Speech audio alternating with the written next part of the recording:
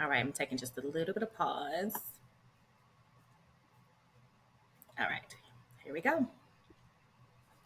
Hello, beautiful people. In this new season of Affirmation Conversations, we're diving deep into the heart of what it means to navigate life's challenges with courage, resilience, and unwavering hope. From the highs to the lows, the triumphs to the trials, we're here to uplift, inspire, and remind you that you're never alone on your journey. I'm Jessica Marset, CEO and founder of idoaffirm, a company that inspires and promotes positive thinking and self empowerment for all. Unlike last season, where we conducted one on one interviews, this season we'll gather a diverse panel of voices hailing from all walks of life to share their stories, insights, and wisdom on topics that resonate with us all.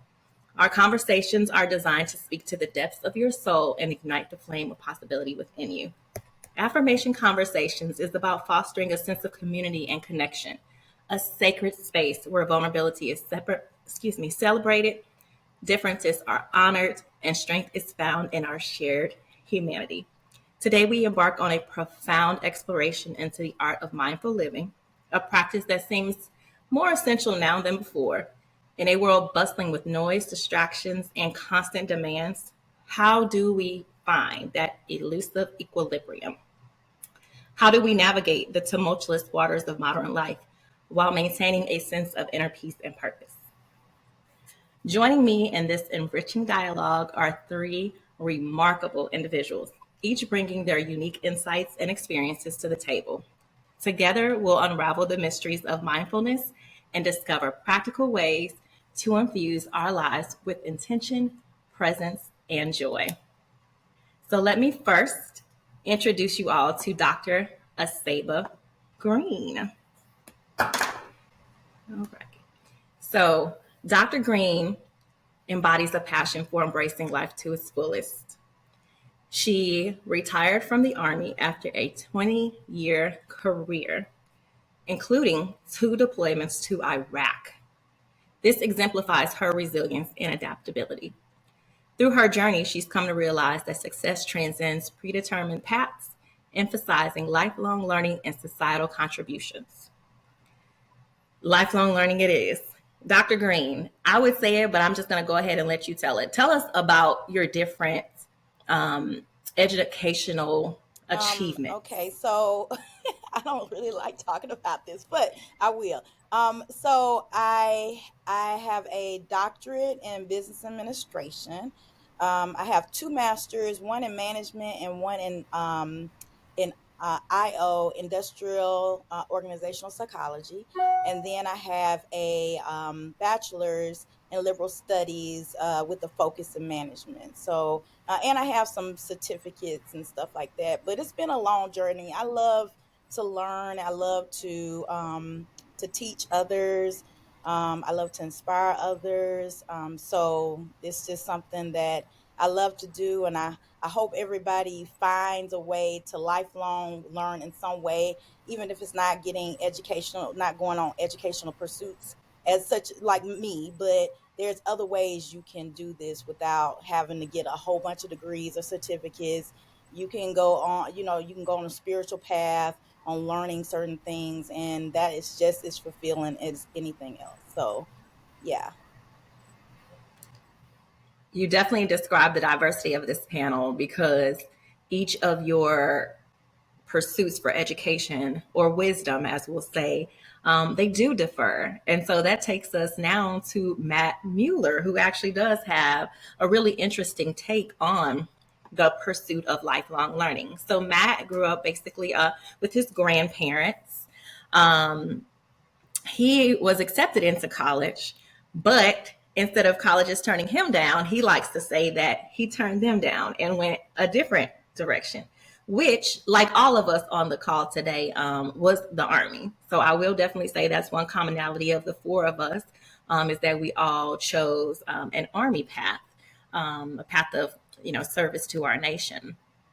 So Matt grew up on a farm, which he does contribute to teaching him hard work, at least from the ages of 12 to 18. He decided, again, like I said, to reject the school option, join the army, and he loves more self-learning. So tell us about that a little bit, Matt. Sure, yes. So I did join the Army. The intent was just to join for a few years and get the college money, and then maybe go to college, but I liked it. So I've stayed continuously since then. But I'm very autodidactic. Like I've taken college courses. I have an associate's degree from American Military University, but I just didn't find the information really benefited me. So I mean, just reading books and studying the topics I'm interested in versus a curriculum telling me what I have to study. I love it. I love it. I like the way that Aseba is reaching, people who may aspire or inspire to be more on the academic path, and you are showing people that you also can gain that wisdom in a different way. And Aseba also mentions learning from a spiritual sense as well. And that takes us to our next guest, Shaniqua. Shaniqua, I'm not going to say any last names. I'm going to let you do it because, as you said in your interview background sheet, your name has changed and evolved so many times over your life as what you're doing, your current state of being does, which I actually think is pretty phenomenal. So we're going to hopefully get to that in our conversation. So Shaniqua, you too are a retired CW3 from the Army as well. So for those of you who don't know, that's Chief Warrant Officer 3. Or the people who apparently stand in the back of formations with coffee cups, as people like to say. Also a business owner, which all of us here also have those things in common, and hopefully that'll come out a little bit. Ironically enough, one of those businesses that Shaniqua owns is actually co-owned with Aseba. So that is C and Say Writers Collective. So it's an independent publishing company. So that's amazing.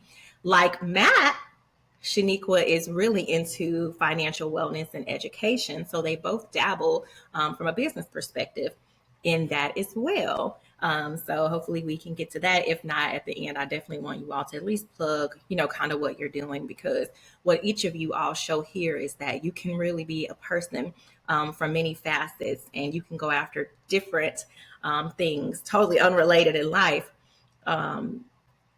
without, feeling like you can't. You can be literally all that you can be in or out of the Army. So let's just start there. So Niqua, tell us about your learning journey. Absolutely, Jessica. First, I want to say thank you for hosting this panel and doing the I Do Affirm. That journey has been wonderful to watch it unfold for you. I am honored to be a part of it. Hello to the other panel members. I'm honored to even be featured with you all and people of your caliber, so thank you. My learning journey actually mirrors Aseba and Matt's. It's like a combo, so I'm glad you let me go last because I do a lot of the learning on my own, but I also have taken the curriculum based, educational based approach. And what I found is that I like a little bit of this, a little bit of that. And to address what you said about, Shanique with no last name, because it's always changing. Whether it is as I discover new things about myself, I just refuse to let myself stay in a box. I refuse to be defined by any of the labels that people want to place on me or that I placed on myself. And so I just don't even worry about it. You call me Niqua, people call me Shaniqua, somebody done called me Sienna. It's gonna be all kind of stuff people know me by. So I go with all of them. Whatever you know me by is who I know, how and where you met me in my journey by what you call me. And it's just very profound for me. But as far as my educational pursuits, I'm currently on the deep dive into self. And that does get into the spiritual stuff that you talked about. So as it unfolds, we'll get more into that. But thank you for such a lovely introduction, Jessica. Awesome. Well, thank you all for being here. Throughout our conversation today, we'll explore the essence of mindful living, what it means to truly be present in the moment, to cultivate awareness of our thoughts and emotions, and to nurture a deep connection with ourselves and the world around us. So I do not think that I could have picked a better panel to be here today. So right now we're going to talk basically about what is mindfulness and its significance in our daily lives. So just to give like a broad definition for those before I open it up to our panelists here to sort of give their thoughts on it. Mindfulness basically is a mental state characterized by heightened awareness and attention to the present moment without judgment. It involves intentionally focusing one's thoughts and feelings on the here and now, observing them with openness, with curiosity, and with acceptance. Do any of you three want to add to that? No, I think you kind of summed it up. I mean, I think that is a great definition of mindfulness. So I think we can start from there and expound on what it means to each one of us. Awesome. Well, let's go ahead and start with Matt. I want you to sort of talk to us about your mindfulness journey because believe it or not, in his self taught journey, right? Not his academic journey, but in his self taught journey, he actually has practiced mindfulness a lot and things associated with that. So tell us how you would define mindfulness and also any personal experience that you've had with incorporating mindfulness practices into your everyday life, Matt. Sure. So your definition was spot on. I don't know if there's much more to add to that. But I would say my mindfulness journey began when I was stationed in Korea and COVID hit. It really took a journey. You know, a lot of people are stuck at home. And then instead of taking other classes, I wasn't able to travel anywhere, wasn't really into the college education. So I found a website called Mind Valley. The CEO is Vishen Lakhiani. And I actually just bought like a year-long subscription and took almost every course on that website. And all the courses are taught by subject matter experts in the fields of meditation, mindfulness, spirituality stuff, exercise, and nutrition. So it was a year of just self-discovery at the least. So it was fantastic. That's super awesome. I would have never known that at all. As I was reading that, I'm like, this is spot on. And it probably, it makes sense because it really, knowing that now and looking at you, it's like, it's kind of reflected in your presence, the way you carry yourself. Definitely gives that. Let's go over to Niqua. Absolutely, Jessica. So while your definition was spot on, when I think of mindfulness, I point out presence because, as Matt mentioned, a lot of us were kind of forced into a mindfulness journey. And as a person of service, I like to give, give, give. And what I would find is that that led me to be all over the place because I'm over here with whatever my mother is worrying about, so I'm over there. And then whatever my son needs, I'm over here. And then whatever they need at work, I'm over here. But I found myself outside of myself a lot and unable to give to them. And one of the things that I've done, or that I had to do rather, was figure out how do I show up for me first? How am I present in what I have going on first, and then being able to give from what I have there? And so my mindfulness journey, if I had to pinpoint where it really got real for me, was as the senior legal administrator for 3rd Infantry Division in Fort Stewart, Georgia. When you want to talk about high up tempo or operational tempo and a lot of things going on, that was the place that really had the ability to what I felt like either make or break me. And so I decided that I wasn't going to let it break me. And so I had to make the best of it. And the way I was able to do that is that I would just practice yoga, I would meditate, but in the office. Like there was no separation for me about what I was doing and what I was able to give. And so in the beginning, there was a little stumbling blocks. People would come in my office and be like, "Oh, Chief's meditating." And I had to just let it go. Yeah, Chief's meditating. And you want Chief to meditate because if Chief is not centered, then the person and the way I show up is not what you need. And so I realized that it's not selfish to be mindful. It's actually more healthy to do what I can for me so I can show up for the people around me. That's amazing. That is so true. And another thing that we all have in common, just to let you all know, is all four of us actually are or have been legal administrators in the U.S. Army's Judge Advocate General's Corps. So that is the legal field of the Army. It's like a 10,000 person enterprise. And what a legal administrator is, basically in a nutshell, is a legal operations manager. So you are doing what needs to be done to, as they say, keep the Army rolling along, but that Army legal office. So yes, I think Aseba and Matthew would probably also agree that Chief's do need to meditate. So what about you? What about your mindfulness journey, Aseba? So when you asked the question and you went over the definition, COVID was the first thing that came up for me, like Matt brought up. So it was kind of, this just ties all together. It's a great panel. It's like we're reading each other's minds. So I feel like COVID really gave everyone an opportunity to step back and practice mindfulness, because we really don't get a chance to do that. And a lot of times we get shamed. People get shamed for trying to be mindful or be present, or even just taking time for yourself and being selfish. You have to. You're not able to. You serve so many roles. You do so many things. There's so much stuff going on, and you have to take out the time to do what's good for you, even if it is like, okay, I did commit to this. I need to like just kind of step back and be like, I'm not gonna be able to do this, because then if I do this, it's gonna be one more thing on my plate, and I really need a chance to like get to myself and meditate on me and do what I need to do for me. That includes answering phones, answering emails, texts, anything. If you feel like you need to decompress, that's something you need to do. I make it a practice when and being mindful is when I'm spending time with anyone, whether it's my friends, my family, in any relationship. I try to be present, not have phones involved, not checking my phone every 5 seconds, trying to actually be with them, right? Just like if I'm like if I'm trying to be present myself, I'm not gonna have I don't want all those distractions.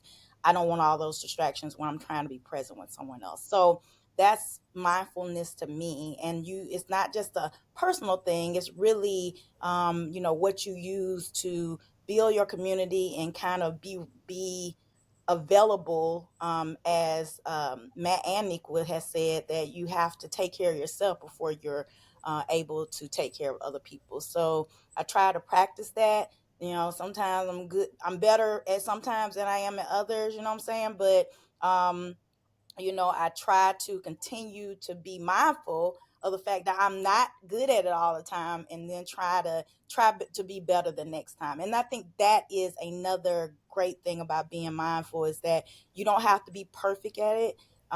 You can, make mistakes, and you can know that the next time you attempt to be mindful, that it can be better than the last time you tried.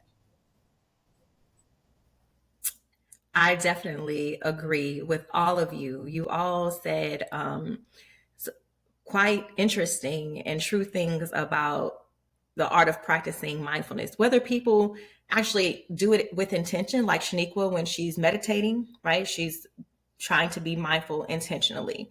But sometimes we are doing it and we don't even know. Like Aseba said, she turns off her phone when she's with people, right? Practicing mindfulness is about fostering deeper connections with yourself and with other people. And to do that, you have to be totally present, right? So you have to eliminate any distractions. Enhancing your emotional well being. Matt talked about that from his time in Korea. You have to really focus on those things. Also, you have to try to develop a greater resilience to stress. That's a huge part of it. And I think nowadays, there is so much stress everywhere, even when it's not like stress that we're actually going through in our own lives. The stress of the office, the stress of society that we see when we're just going down the timeline on social media, the stress of what our friends and family are going through, that can really pile on to like how we feel, like make us feel heavier, even though it really isn't our stress. Um but we have to definitely develop our mindfulness from there. So let's talk a little bit about affirmations, because obviously idoaffirm is a company that was founded on affirmations. It's based on 27 different affirmations. And let's talk about how affirmations promote present moment awareness. So what is an affirmation to you? I would definitely say an affirmation is just a positive statement or phrase that you just repeat regularly, right, over and over to yourself to encourage a positive mindset, maybe boost your self esteem, reinforce desired beliefs or behaviors about yourself. Like for me right now, I'm using affirmations now in my life more than I ever have. And I mean, I think most people do these every day and don't even realize that they are actually called affirmations. They're also used as a tool for self improvement and personal development. So, how do you all see affirmations playing different roles in your lives? How about you, Shaniqua? For me, first of all, you gave a great definition, so I don't have anything to add to the definition of affirmations. I will say the way I use them though is a reminder. When you, like you said, you have so much going on, it's easy to forget how awesome you are already. And so the way I use affirmations is just as a reminder for myself. One of my favorites when it's mindfulness we're talking about is I am here now, I am present, I am presence. And the spiritual sisters that I'm connected with, we actually connect with that together. And so it's just a reminder that I'm here in this moment. And it's okay to be here in this moment. I don't need to be anxious about what's tomorrow. I don't need to be depressed about what was yesterday. Just be in this moment. And this moment has its own magnitude to it. And when you just appreciate what each moment has, it does help with mindfulness. But that's the way I use affirmations in my day to day. How about you, Aseba? So I don't use, so I would say, because I know a lot of people use affirmations, I use I want to elevate that a little bit. I use positive thinking. So, and let me explain. So I say, hey, if I'm having, let's say I'm having a bad day, I try to.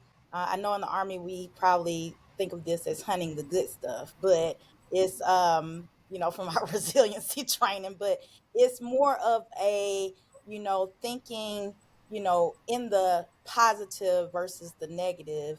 um but as far as the affirmations are concerned, I think people do have a tendency to use affirmations more to just keep them on a level base. I think that it does, like you said, Jessica, it does boost your self-esteem. It does help you, kind of motivates you to get up and go, because it's difficult to like to like kind of self-start yourself. Some of us are natural self-starters, but it's hard to self-start every day. Like, I get in slumps where I'm procrastinating. Niqua knows this better than anybody. That I'll get like really really fired up to do something, and then I'll go on a streak, and then it's like I'll just plummet, and then I'm just in this procrastination slump that who knows when I'll get out of it. And so it helps to have affirmations like, hey, I can do this, or you are strong, or you got this. And like Nico said, you are here, you are present. Think of higher things that are more or above yourself. And I think that also adds to the mindfulness, is that my mindfulness puts you in a state that is, and I hate to like kind of be like this, because people that can't, like, some people are better at the mindfulness thing than others, but I think people that can actually achieve mindfulness, they get to experience a um kind of an out of body experience, if you will, like kind of like, how we're here, conscious, the conscious, being of ourselves. We're here, and whatever you believe spiritually, that's up to you, because I think all of that stuff has a place. And so I think that mindfulness heightens your level of spirituality when you're able to achieve that. I think Mhm. affirmations get you there, right? Because if you are at a point where all that negativity is from like kind of the physical space, comes from very external, external things. You think about all the internal stuff that happens inside of you is usually triggered by some external thing. And so I think Mhm. that the affirmations kind of snap that back in, like, no, actually, you are wonderful. Like, you are a special being, Mhm. and you exist above all of this. And so that allows you to kind of get up and go conquer whatever it is you need to conquer. So that's what I think about when I think about affirmations. Absolutely right. And you really just sort like you said, you're going to elevate what Niqua said. Niqua is using positive phrases or chants repetitively. And we know we've heard her, her say them before. And so she has her favorites. We know, but you're also reminding people that it's a positive frame of mind that you have to be in, because there are negative affirmations. I can't do this. I'm not worthy. Right. And in order for you to really become, believe, achieve, you have to speak that positively. So you have to flip that negative mindset or that I can't attitude and make it positive. Like you said, that positive thinking. And then add some affirmations on top of that. You have to have some positive self-talk. You have to tell yourself that you can do the things that your other side of yourself is telling you that you cannot do. And it is very likely 9 times out of 10 that you will, in fact, be able to accomplish those things that you thought that you couldn't. Matt, how about you? How do affirmations play into your life? So, like everyone mentioned, it's just a lot of positive self-talk. But one thing that we actually do with our daughter, if people aren't aware, Snoop Dogg actually has a song called Positive Affirmations, and we listen to it with her like every morning. So it's a great way to start the day for me as well. So it's really awesome. And then, is it okay if I share a book as well on here? Yeah, Okay, of because course. when you sent me the topics, it's what to say to yourself when you talk to yourself. So this is a book that I have, Oh, that's and I read, and it pretty much sums up everything we're saying, and it has little self-talk guides that you can use in there, and it talks about how negative self-talk is like worse. It's like 70% of our thoughts. But once you learn to recognize the self-talk, then you can work on correcting it. Because I think, like Aseba was saying, is some people don't realize it, but they do have a lot of negative talk. But the key is to have forgiveness for yourself and don't be so hard on yourself. Because once you start realizing it, then you can start correcting it. But I would say my favorite affirmation is I am enough, which I got from Marissa Peer. That came at a time in my life. I mean, we were all legal administrators, going through some hard times, and we're harder on ourselves than anybody else. So when you tell yourself and remind yourself that you are enough, it doesn't matter what you're doing, where you're at in life, you're enough. So that's been helpful for me. That is so true. And, I feel like we are always trying to be enough for everyone else, which is why oftentimes we don't feel like we're enough. But we have to start with self. You have to be satisfied with self. You have to be whole with self. You have to be positive with self in order for you to show up and show out for other people. So that I am enough affirmation, I honestly believe that we all need to have that in our spirit and our mind and recite that to ourselves every single day, because we are. And if we're in situations or relationships with people who make us feel like we are not enough, then it is likely that we don't even need to be in those situations. I will say for me, and I believe you all probably know this about me, is at this point of my life, after retiring 20 years in the Army, for some odd reason, I have all these dreams, goals, and aspirations, as we all do. But I really feel like I have to accomplish 20 years of dreams in like 20 months, right? And you all, Aseba and Shaniqua, you all are retired now. So you may feel the same in some, facet, or at least on some level of the spectrum. I am on like the high level of that spectrum. And I'm doing so much, and it's like I'm asking God for all these things. And the thing is, He's giving them all to me, but at one time. And my husband, he tells me all the time, you all tell me all the time, it's just, you have to take a step back. And sometimes, and we talk about imposter syndrome, and we will actually be talking about that on one of our episodes of affirmation conversations to come. But I get so excited about accomplishing a new goal. But when I get close to it, let's just say for a catering event, for example, I get terrible anxiety. Like for the 2 nights before a big event, I can't sleep at all. I am tossing and turning. And so I start to develop like that imposter syndrome. I'm like, what am I doing? Why am I doing this? Like, who thought this was a great idea? And that's where those affirmations really come into play for me, is I have to remind myself I am capable of handling whatever arises. And I'm grateful for the moment. So I always have to really, I'm telling you, I think I say more affirmations when I am prepping for a catering event than I probably would say in 30 days of just my regular life. Because when something so significant comes that I have to face every time, and especially when someone is judging that, I always feel like I'm going to fall short. And it's crazy because I have to remind myself that, affirmations, they do have a profound impact on our mindset and our overall well-being. They help to shape our beliefs. They promote optimism for us. And that's why I have to constantly, say them to myself. They make us more self-confident. They alleviate that stress and anxiety. They help to foster resilience, improve our emotional well-being. I mean, there's just so many positive things that affirmations do. However, comma, like we said before, but that's only when the affirmations are positive. So if you are saying negative things to yourself, then you will not, have that motivation. You will not feel like you can achieve, your goals. You will not feel appreciative in life. You won't have any gratitude. You'll be more stressful. And your mind, the state of your mind really affects the state of your body. And I definitely learned that my last couple of years in the military as well, is you have to have that great mental health or it will affect, things in your body. You'll gain weight, you can't sleep, you'll be fatigued.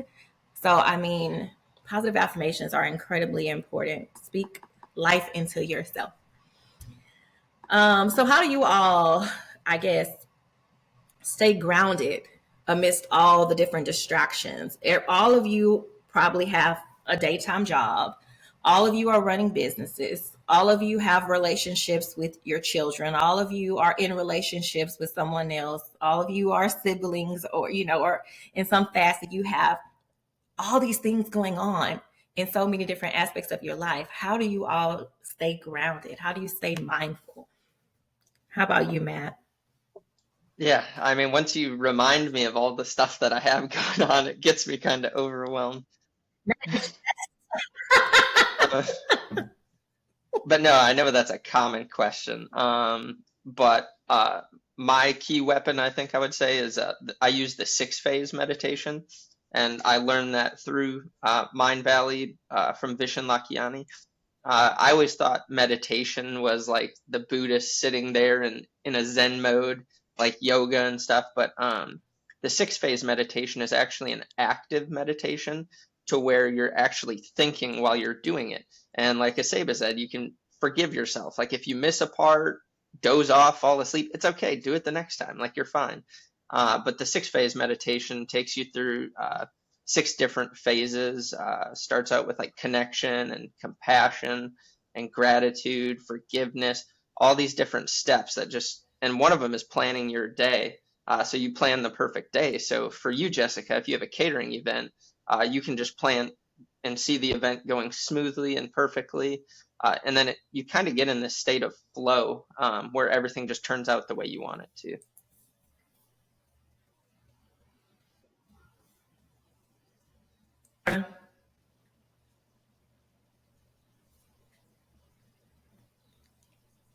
Yes, did we Aseba, freeze? Did I? Okay. you're not Oh, I'm frozen, but Matt, yes, I'm here. Niqua, can you? Are you I think Matt okay? froze. I'm here as well. That Niqua, did freeze. you're here. Okay. Okay. Matt, you're frozen. Okay. Well, hopefully he comes back in. I don't even have my phone that close to me, so I can't even text him and tell him to thaw himself out. Come back in. So, how about you, Asaba? How do you get grounded with all the different things that you got going on? I think a good thing is to make sure you set boundaries. I mean, for yourself, I think that's the most key part because you just have so much going on.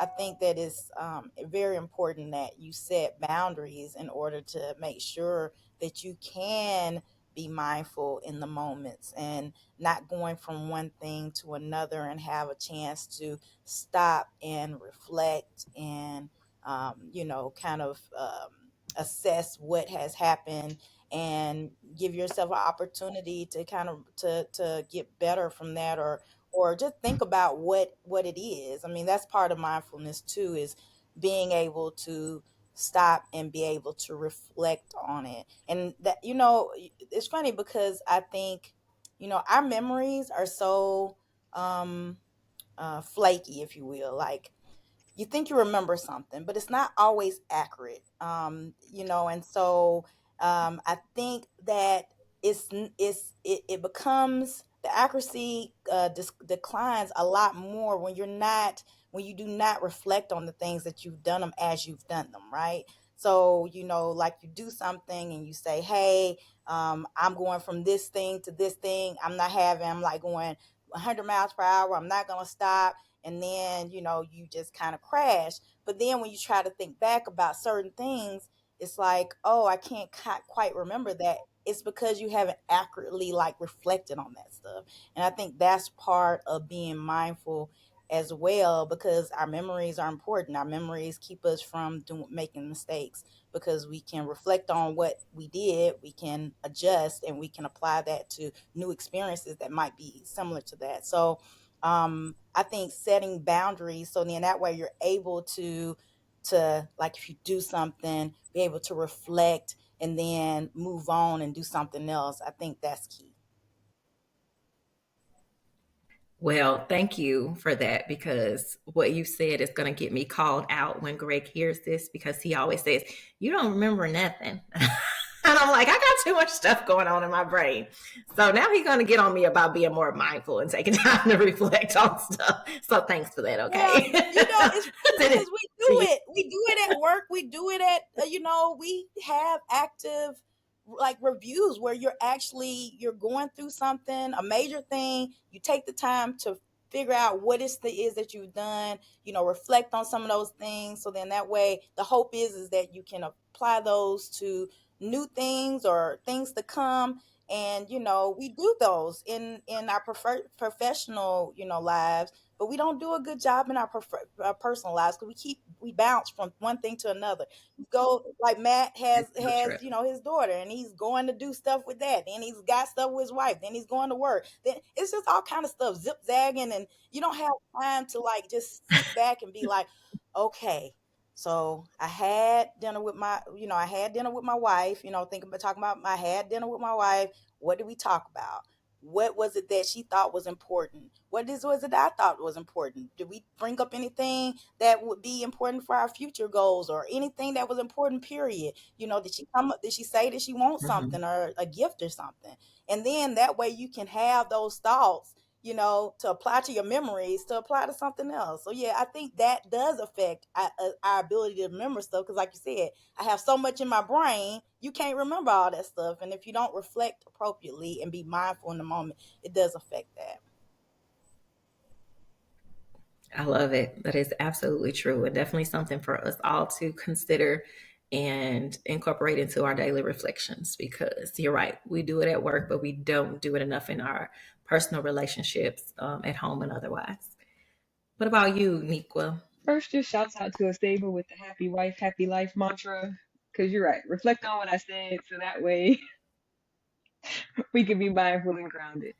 But she did bring up something that was major and reminded me that one of the ways I ground is through journaling.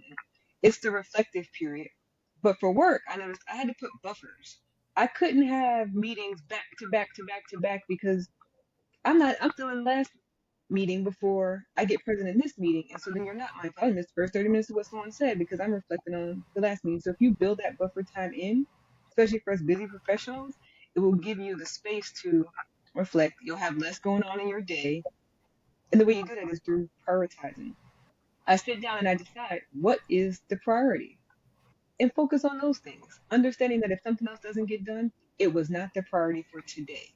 And having that grace for myself that says, okay, that thing didn't get done. Either it was not as important as I thought it was, or I should have moved something else out of the way so that I can make time for that. So not overcommitting is another thing. I suffered from that in the past. I would overcommit. I would just think I could do everything. I'm Superwoman, S on the chest. I could do everything. And what would happen is I'd do nothing because I would 90% everything and nothing would get complete. So to summarize, journaling helps. Adding that buffering in and prioritizing my day is one of the ways that I'm able to stay grounded.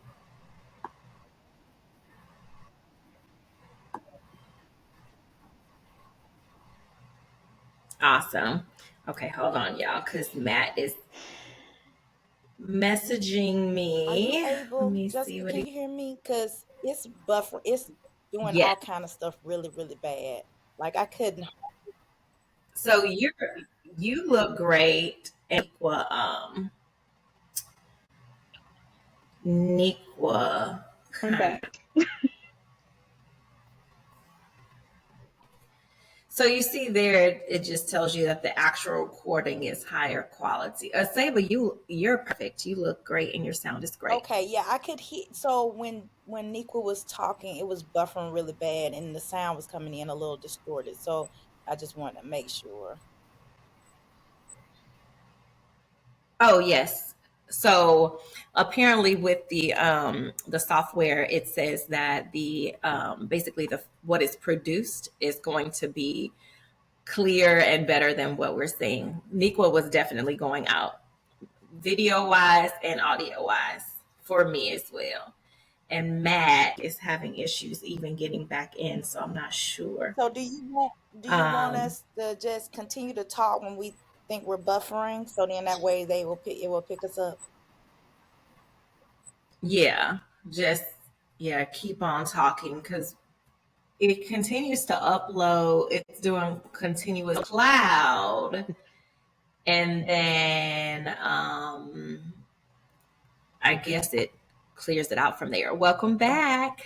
Can you hear me? Am But I back? look, that is it's the beauty of technology, right? It's beautiful, and then it's not. Well, I completely So when it lost. works, it works. When it I don't, completely it got kicked off the internet somehow, and so I'm trying to get back in, and I see all full bars. So I'm like, what's going on? oh, it's okay. Well, whatever is produced is gonna look great. It's gonna sound great because y'all are really dropping some nuggets here. So everybody looks good for the most part. Like it says, if you see yourself grainy or whatnot, it says not to worry because the video when produced is gonna be like HD clear quality. With the any type of buffering on sound, I'm honestly not sure. But if it's that bad, then we'll just cut it out of the recording period. So if it's that bad. All right. So let's talk about self care a little bit, right? Because there is a codependent relationship, I would say, a balanced relationship between mindfulness and self care. So, um, both are centered around nurturing and prioritizing your well-being, but they approach it from slightly different angles. So for example, for those of you listening who are like, explain that to me because I'm not really following. So let's just talk about emotional regulation, for example. So mindful living enhances your emotional regulation by helping you to foster greater awareness of your emotions and those underlying triggers, right? So for example, well, I just keep it real easy. You go to Chick-fil-A and you get a sandwich and you ask for mayo. Well, we know Chick-fil-A, they're not going to put mayo on your sandwich. They'll give you a packet, right? So you're all excited. You can't wait. And then you drive off and you realize they did not give me my mayo. Or maybe even your Polynesian sauce for your nuggets. And it's not the same. Like who wants to eat dry nuggets with no sauce, right? So it helps you to, really identify those triggers, being mindful. And so you have your mindfulness practices. You learn to observe your emotions without becoming overwhelmed or reactive, right? So maybe if you go to, see, I don't want to throw any franchises out here or under the bus or anything, but just say if you go to franchise A and they forget to give you your sauce and you know you can't eat those nuggets without the sauce because you will probably choke and die because they're so dry, right? Well, at franchise B, it might not be such, so bad because they're moist, they're well seasoned, they're tender. You wanted your special sauce, but without it, you're still gonna be okay. You will function. You will get your $7.97 worth of 5 nuggets because that's the cost of them these days. So you're mindful. You're meditating in your car as you're driving because you don't want to be that mad to where you hit somebody. I mean, these things spiral out of control. We think it's just they forgot my sauce with my nuggets, but really it's like now my day is ruined because this is one of many things that occurred today that I just don't understand, right? So we're trying not to be reactive, right? We don't want to accidentally hit a squirrel. We don't want to get mad, and instead of waiting for the squirrel to cross the street, we speed up so we can intentionally hit the squirrel because we're mad about our nuggets. These things happen. So that emotional resilience allows us to respond to these challenging situations, whether they're as little as no sauce for your nuggets or way bigger and way more, life changing.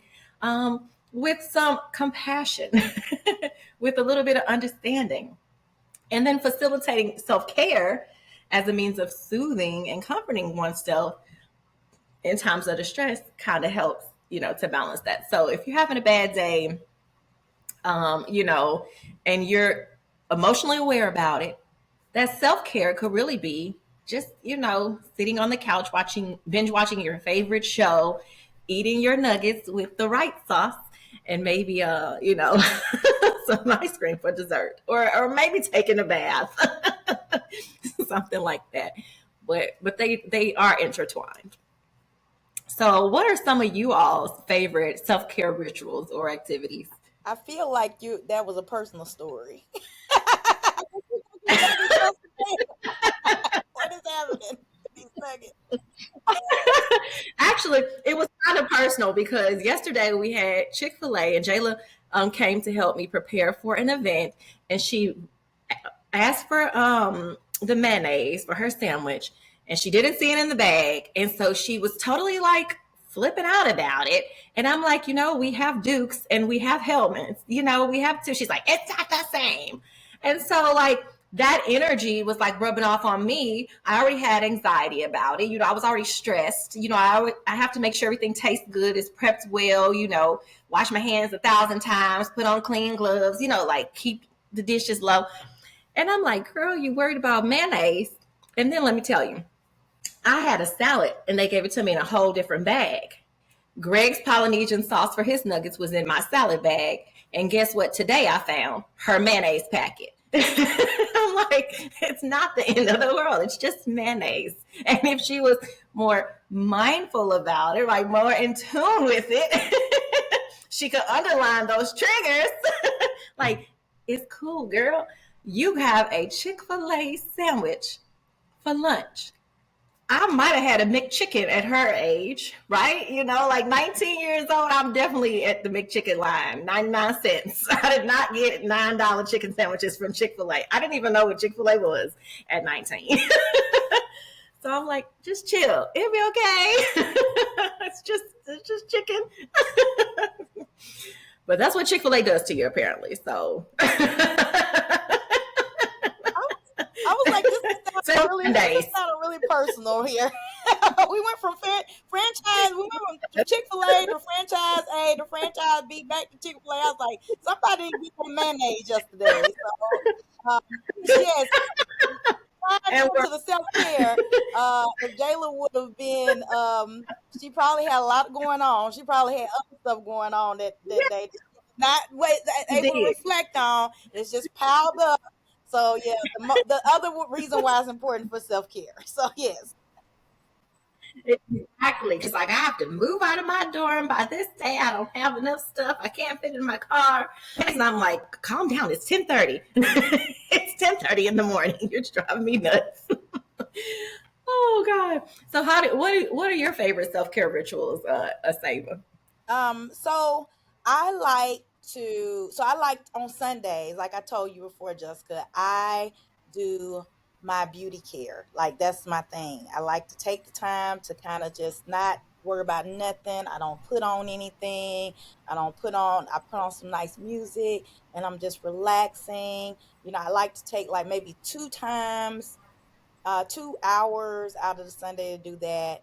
And then like for me too, I do a lot of self-care through cooking, on Sundays, like prepping. Like during the week it becomes like a stressful thing, but on the weekday it is more of a on the weekends it's more of a relaxing thing because you get to use that time to think about other stuff too. So you can kind of cook, because cooking is one of those things that you do have to pay attention, but you don't, because a lot of stuff is like kind of Mhm. muscle driving is another way, another activity that you can do that's kind of a muscle memory that, when I drive, I think about stuff. I try to reflect on what is going on or what to expect throughout my day. And that helps. I like Matt brought up listening to music in the morning with his daughter, specifically positive affirmation. That's wonderful. But music is another way to kind of uplift your spirits and you kind of get your motivation going. And that's a form of self-care. Dancing, I like to dance, so I'll exercise and I'll dance, and that's another way I can kind of, for me, kind of exert all the negativity out of me, and then also have an opportunity to take care of myself physically. So those are some ways that I kind of do self-care. How about you, Shaniqua? So while your examples were hilarious, um, it brought something to mind for me, which is perspective.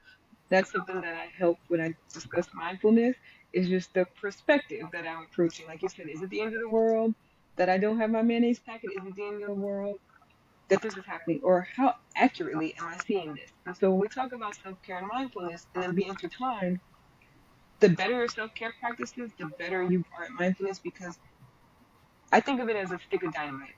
It's a longer fuse, and the way I get the fuse longer is self-care. The more time I spend making sure that I'm together, I'll be able to breathe through some things. I'll be able to make sure that I have the correct perspective. So journaling is big for me. Music is something I've used that can help instantly. Like I can't always stop and journal when I'm in a meeting. I can't always, but breath work is something that I like to do. So when I'm in those meetings or had been in those stressful meetings, it's like, what can I do in the here and now to keep me from going off? And so breath work, journaling, music, and that's really just kind of and get my self care back together. But I do all of the girl stuff too. I hair, nails, massages, pile it on. But what I know can help me like immediately and in the moment and is low cost is those other things I mentioned.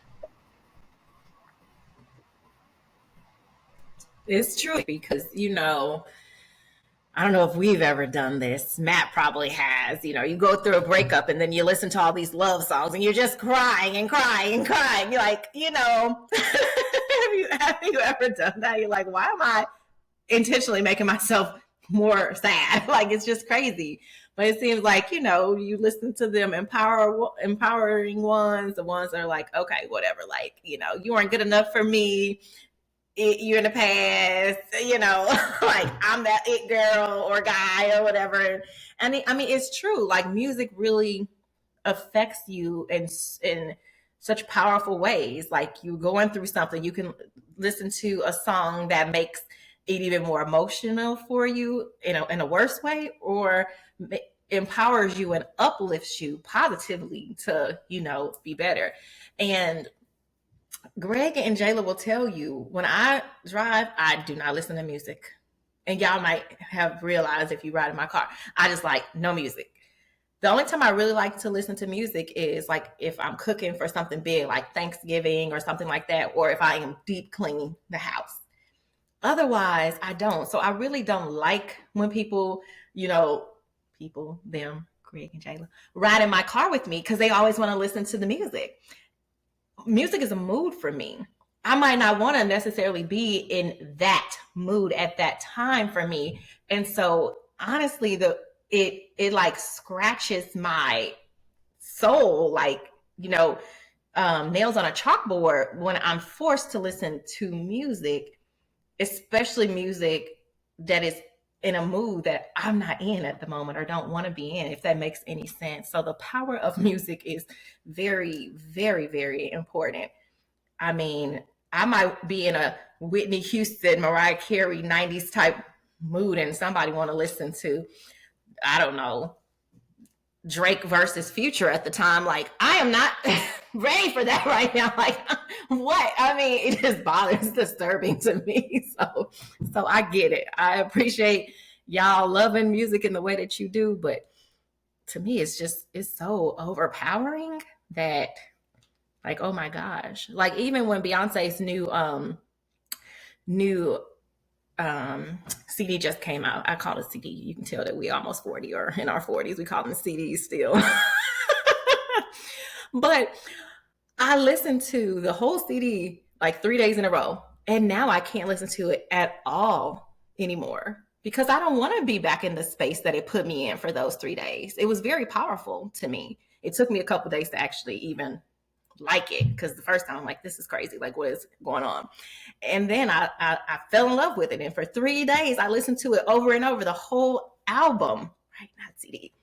And now I'm like, hey, she got $19 out of me because I don't know if I'll ever listen to it again because I don't want to be back in that space because it's so emotionally overpowering. You know what I mean? And I don't want to feel the way I felt when I read that, when I'm, in a happy mood or you whatever. I mean, it's so crazy. But anyways, Matt, how do you practice self-care? Like, what are your favorite rituals or activities? Other than listening to Snoop Dogg, which I would say, I could probably listen to Snoop Dogg every day, no matter what kind of mood I'm in. Yeah, so I'd like to start off the morning. I'm a morning person, so the 6 phase meditation, it's like 18 or 20 minutes, but that's like my quiet time that we carve out. And then when I get home from work, I do like to, my daughter goes to bed pretty early, so I like to cut away from work and have like uninterrupted family time. Like Aseba was saying, putting the phones away, like separating from work and then just being mindful and present with my family. And then when she goes to bed, then I can take care of all the other business. But I do like nature. Nature is very calming for me. Walks in nature, just any kind of nature is good for me. Yes. Okay. I like that. And I definitely agree. I mean, my only thing is trying to find time for self care. I think I find time for mindfulness because I'm always thinking in that mindful space, but I do have to be better at the self care part of it. Like, my mind is telling me to get out there and walk with nature because I know how good it feels. I know how soothing it is. I know how much it really does relieve stress for me in a way that, like, a bath does. It really does. But I just don't make time for it. So it's very important that we do make time for self-care so we can couple that with our mindfulness so that we can really feel the full effects of what we're talking about here. So another thing, how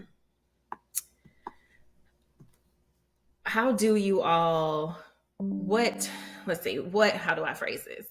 What would you guys say to other people who are having sort of like a harder time of embracing a more balanced and blissful life? People who I mean, we know, like, we have probably all gone through awful things in life or had bad days or not so good. Like, there are people who are living that right now as we're sitting here having this conversation. There are people whose life is mostly bad days, as opposed to most of my days are good, but some days are bad, probably like where we are. What would you say to those people on how to embrace a more blissful and balanced lifestyle despite, those things that they may be able to control, or maybe they can't control. They may be able to change, but they definitely won't be able to change within the next 24 hours. Let's just be honest. Aseba. So I think that is a hard that is a hard question because, like you said, I think all of us on this panel are blessed in the way that we have most things that we need for our lives, right? The necessities and some of the wants, which is a blessing. Like it's a lot of people, like you said, Jessica, that do not have that luxury, that experience, homelessness. They're hungry. They don't even have the base necessities that we take that we have the luxury of having, that we take for granted every day, because it's available, it's so readily available to us. So it is difficult to answer that question, because I think each one of us come from a place that we're not speaking from that point. But I do think that all of us, no matter where you are in the point of your life, because we're all going through the human experience, nobody gets to escape that. So I think that you got to think positive, have the positive affirmations. Like, your mindset is the way you think about it. So it is perspective, like Shaniqua was saying. Like, it is a perspective thing. It is how you think about it. It's the mindset. And so if you are thinking negative, no matter at what station in life you are, you're not going to do well. So it doesn't matter where what you're doing. But if you think positive, then that can elevate your life in some way, form, or fashion. And so I think that was illustrated in the movie Pursuit of Happiness, like where you're Yes. thinking about where things in the physical realm are terrible, right? Like, is the down in the dumps, and we all have the tendency. We're like maybe two, I think they say like two paychecks away, from being, in a situation where it's like less Yeah. fortunate than what you would where you would be at now, right? Even if you were saving, even if it just takes you just one catastrophe away from just it all being another way.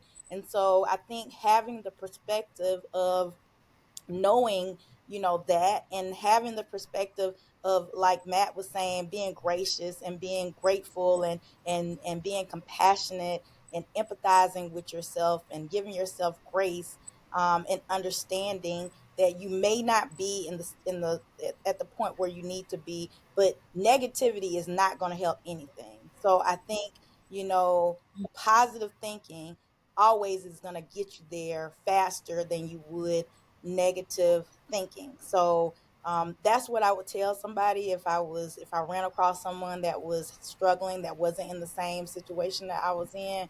It is difficult, like I said, to answer those type of questions, because you are speaking from a place that you can't really relate, right? Like, you can't relate to being homeless. You're not homeless. You have a home. A lot of people, a lot of us on all of us on the call have very nice homes. So it's hard to kind of answer those questions, but you do know, regardless of what you're going through, because you know that everybody goes through the human experience. Nobody gets to escape that positivity works, right? And thinking about, positive in the positive ways, and those positive affirmations, as you say, Jessica, that makes all the difference. Exactly. Hold on, this is super weird, but this person that's coming to clean my carpet is calling me. Hello? Oh, they're gone. That is so funny. Hello? I don't even know how. I don't even know how to use this Apple Watch thing. I've had it for a couple months. It's been out for like 10 years, so I guess they'll try to call back. But I'm still calling stuff CDs. Okay. But no, you're absolutely right, and thank you for that. And I do want to say that, even though where we are all right now, we're not having that type of experience. Some of us here in some way have had those experiences, maybe not necessarily ourselves being homeless, but we may know people who are currently homeless or who have been homeless. We may have not known where our meal was going to come from tomorrow, or we may have not known if the light bill was still going to be on next week because the checks were short. And you're absolutely right, Aseba. I think we all are just a couple paychecks from being in that situation, especially us. Because I mean, even where we live, my goodness, if my paycheck didn't come for 2 months, I don't know who's going to be paying this. The way the rent is over here, I don't know who's going to be paying it. Okay, this person is. Hello. I am so sorry. This is so weird. Hello. and I'm calling from the cleaning services for today. Yes, ma'am. Okay, great. So the technician just called me to inform that he is on the way and is about 30 minutes away. Okay. Okay, sounds good. Thank you. Bye bye. Okay, don't have time for that. Okay. Technician will be here in 13 minutes. So perfect timing. Look, this is real life people. Okay. We real people. We got stuff going on. Okay. We got things to do. But yeah, no, absolutely right. I mean, we all are currently very blessed in where we are, but make no mistakes. We've all been through some things, and we know people who are going through things, and we're all currently probably helping people go through those things. But I do agree, Aseba, it's hard to answer when you're not yourself going through that. What about you, Matt? That was a very good perspective. But something I would just add to that is you don't need a home to be mindful. I love watching all the videos of, less fortunate people. I know I'm fortunate. So, like, gratitude is great. There's always someone out there that's got it way worse than I do. But even those people can be mindful. And some of the stuff that comes out of their mouth is just remarkable, and it inspires me as well. Absolutely. Absolutely. Before I go over to Nico, I will say, like, one of the things I always wanted to do was go up to homeless people and just sit with them and just learn of their story. Just literally have a conversation and be like, tell me your story. And then I'm like, I wanted to share their stories. I always thought, like, I want to, compile these stories and tell them. But then, nowadays it's like when you try to do good and then, you publicize that you're doing good. People think that you're doing it for the wrong reason. So you like, you're damned if you do, damned if you don't type of thing. So I haven't yet done it, but I'm always so interested to know like how people, became homeless. It's one of the, as me and Aseba know, this new word that we are is these thrusts that I hope to tackle, in my future nonprofit life. I mean, homelessness is something that is very sad to me, and I'm always very intrigued to learn the hows and the whys of people's stories. So, Niqua, what would you I say? appreciate you and Matt summarizing because for some reason I can't hear Aseba. I can hear you. I can hear Matt. I came out, came back in, and I'm just like, I would try to read these purple lips and see what I can do. So I appreciate the summary. As far as to people who are having trouble with mindfulness, gratitude helps me when I am not the optimist that I strive to be. It is one of our traits, just because you know, Sagittarius. We're known to be optimistic, known to find the silver lining in whatever is going on. And so that's not always easy. And so it feels like a bad day if that's what I'm focused on. And I don't say that to make light of anything that anybody's going through, whether it's a death in the family of your favorite person or just the paycheck coming up short. These are all real things. And I don't want to invalidate that. But what I will say is there's someone who didn't wake up. There's someone who can't even go through what you're going through. Not that it makes you feel better, but it's like every day that I wake up, I have an opportunity to have a better day than I did the day before. And so when I remember that, as long as it may take me in the day to remember that, it helps. And that's why I love this topic when we talk about mindfulness. It's about how do I start the day remembering that thing. That even if I wake up today and my boss fires me and my husband leaves me and my child disowns me, I have the opportunity to make a better today than I did yesterday. And so I would offer that. Start with gratitude, even if it's just remembering, because you don't have the pen and paper to write it down. Just what are you grateful for? And what I've noticed is we have to remember we are very powerful. Our minds are very powerful. And so just putting yourself in that shift of a mindset can shift the circumstances outside of you. So what's going on here is going on out there too. So when I'm able to shift my perspective, I'm able to shift my reality. And that's what I would offer. That's awesome. I definitely agree. Mindset is everything. Mindset is very important. And like we all said here today, we're not telling anyone to completely forget about what you're going through. We're not telling you to disassociate yourself from that. We're not telling you to pretend that you're somewhere else. We're just encouraging you to just try to be more positive in your life, just for your own emotional, mental, and physical well being. Because while you have it bad, somebody does have it worse. And while you do have it bad, you could have it worse. And if you know, you food can't get you through it, money can't get you through it, at least some positivity, some positive self talk, some affirmations. We hope that that can help you get through it. So just remember, a mindful living, it offers a holistic approach to achieving balance and harmony, by nurturing your mental, emotional, and physical well-being and your interpersonal well-being, right? The way that you interact with other people at work, in your family, and other types of relationships. The relationship with self-care, between self-care and mindful living, is a symbiotic one, with each practice reinforcing and enhancing the other. So by embracing mindfulness, and prioritizing your self care, you can cultivate this profound sense of well being, resilience, and inner peace that permeates every aspect of your life. And if you have nothing else, then hopefully that is something that you can hold on to. That is one thing that you definitely can control: your thoughts. And then also remember that affirmations are a very potent and powerful tool for nurturing a positive mindset, enhancing your self esteem, right? There's just so much negativity everywhere, on TV, on social media, walking down the street, in movies, everywhere you go, it's so much. But you can battle that with your own positivity and your own positive self talk. So harness that power. Transform your thoughts, your beliefs, your attitude, which can help you to lead to a profound shift in your mindset and contribute to a greater sense of overall well being. I want to thank all three of you for being here. Thank you for your input. Thank you for your insights.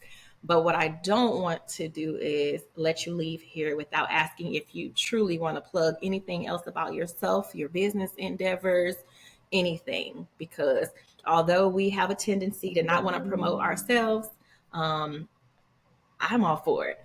So, Aseba, I'm going to allow you to wrap up anything, if you want to say any closing thoughts or anything about yourself. Okay, well, thank you. I'm gonna echo what Shaniqua said in the beginning of the podcast. Is a thank you for hosting this and talking about this. I think this is a super important topic and discussion, especially in this environment, and it will become even more important as we progress into this technological era that we got going on here.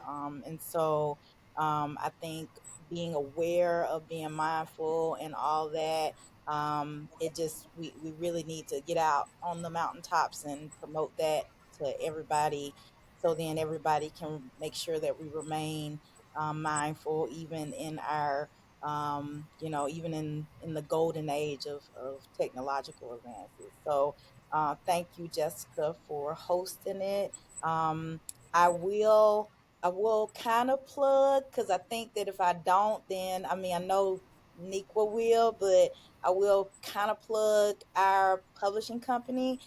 We are, speaking of being mindful, we're like in between right now, trying to kind of figure out like the direction we're going. So we still are operating, but not fully. And so we're still kind of on a journey to get there, because we're also still writing our book. But CNSA Writers Collective, we have a website. We do have an Instagram page. So check us out.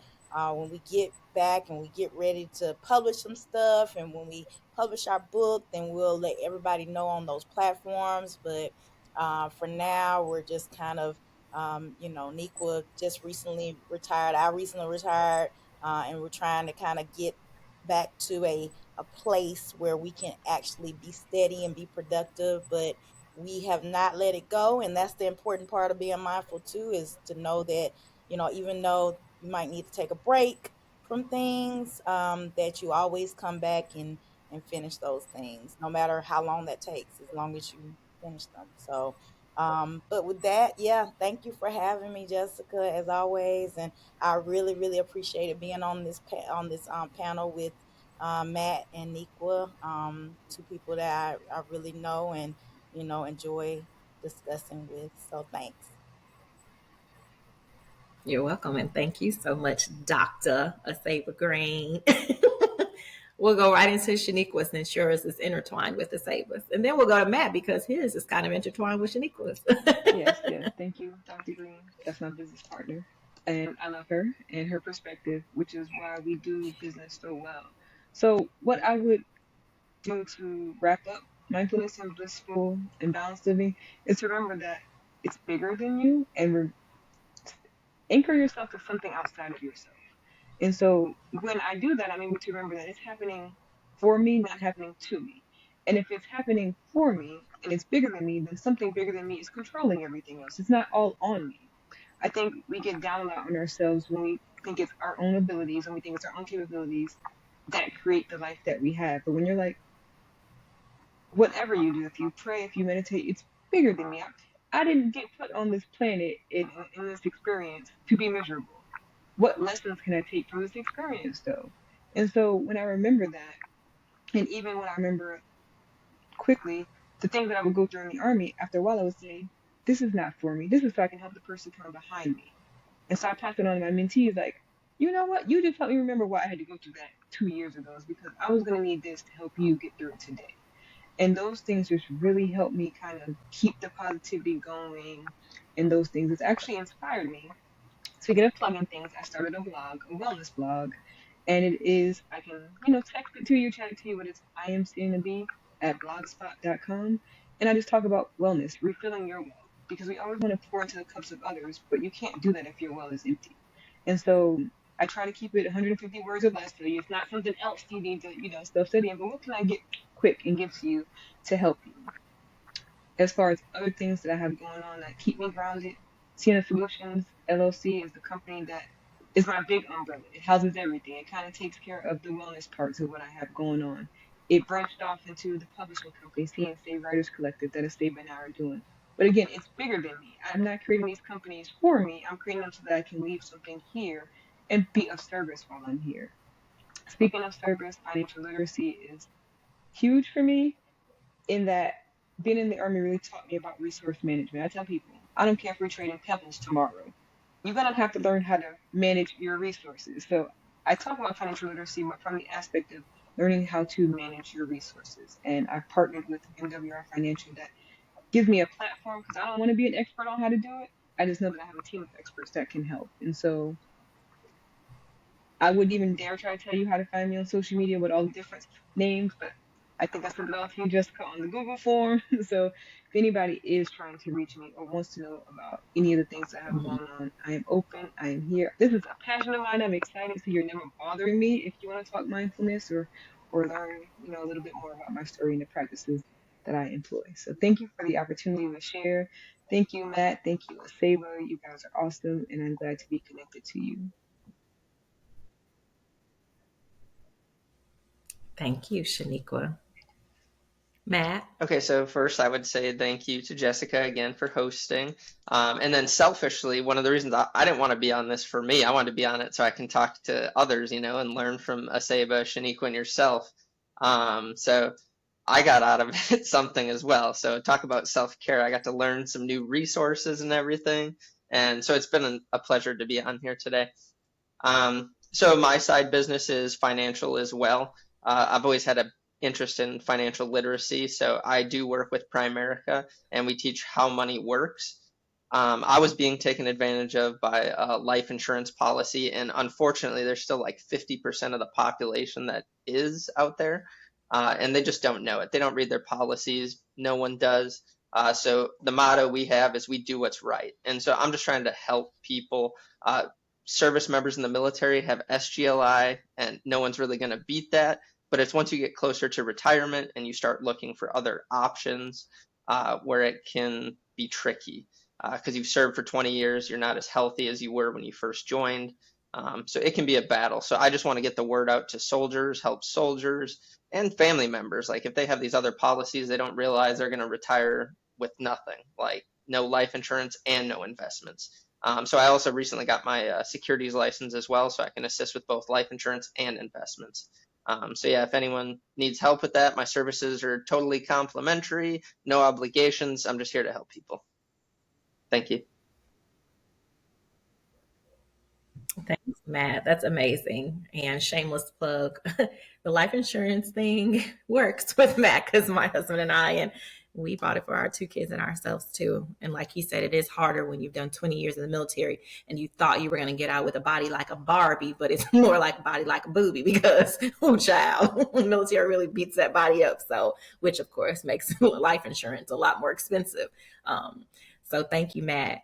But thank you all. Your perspectives were exactly what I knew that they would be, and that's exactly why the three of you are here, because you bring the appropriate level of maturity, the appropriate thoughts, experiences here to a conversation like this. And so, thank you all. I wish you so much luck in all of your individual endeavors. And as you know, just as you have supported me on mine, I will continue to support the three of you in yours. Thanks for dropping nuggets today, whether it was through just, different practices we can do, different ways that we can think, some resources like Matt and others share resources today. I really appreciate you all. And we just want to remind everybody to practice mindfulness, embrace balance in your life, practice more positive self-talk, get rid of those negative affirmations, because what you say to yourself is what yourself will literally believe. And so why not speak positively into yourself and into your life? And so just follow us on Instagram, idoaffirm, idoaffirm. Basically, it's like when you go to court and they say, do you swear or do you affirm? Well, that's what it is. I do affirm. And then also, that's our YouTube page, which is where this interview will be hosted. And then if you want to purchase any affirmation-based items, it's www.idoaffirm.com. And we also host blogs there as well. And we actually had a Sienna blog before, and that's one of Shaniqua's many names. Like we did tell y'all, she had like 19. So that's one of hers. So if you see the Sienna blog on idoaffirm.com, that's Shaniqua. So hopefully I can get these two also, Aseba and Matt, to write a blog too. So thank you all. Have an amazing rest of your day. And I'm sure we'll be checking in with each other. Take care. Thank you.